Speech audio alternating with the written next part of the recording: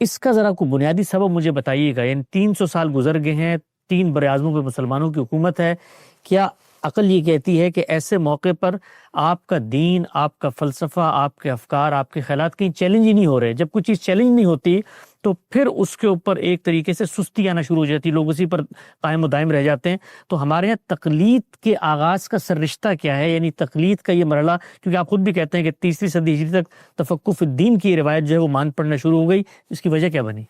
میرے نزدیک دیکھیے بات یہ ہے کہ تقلید بھی اصل میں کچھ ضرورتوں سے پیدا ہوئی. یعنی مسلمانوں کا ایک بڑا امپائر وجود میں آ گیا.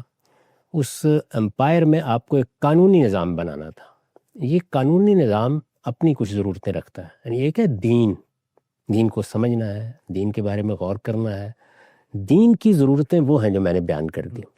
ایک ہے قانونی نظام استحکام چاہتا ہے. یعنی وہ اس کو برداشت نہیں کرتا کہ آپ ہر روز اس کو چیلنج کرتے رہے. اس میں یہ ضرورت ہوتی ہے کہ اس کو ذرا محکم کیا جائے. اس وقت بھی اگر آپ دیکھیں تو جو قانون کی بڑی روایتیں ہیں، جیسے کامن لا ہے، جیسے سول لا ہے، ان میں بھی یہ اہتمام کیا جاتا ہے. قانون اپنے ہاں کنٹینیوٹی چاہتا ہے. مسلمانوں نے جب عدالتیں بنائیں، انہوں نے ایک قانونی نظام ڈیولپ کیا، اس کو آپ مسلم لا سے تعبیر کر سکتے ہیں. تو اس میں اب یہ برداشت کرنا ممکن نہیں تھا کہ یہاں ایک قاضی صاحب ایک فیصلہ کر دیں، وہاں ایک دوسرا فیصلہ کر دیں، وہاں ایک تیسرا فیصلہ کر دیں. آپ اس میں ایک قاعدہ ضابطہ پیدا کرنا چاہتے ہیں، یا قانونی وحدت پیدا کرنا چاہتے ہیں. یہ ضرورت ہر میں وہاں پیدا ہوئی.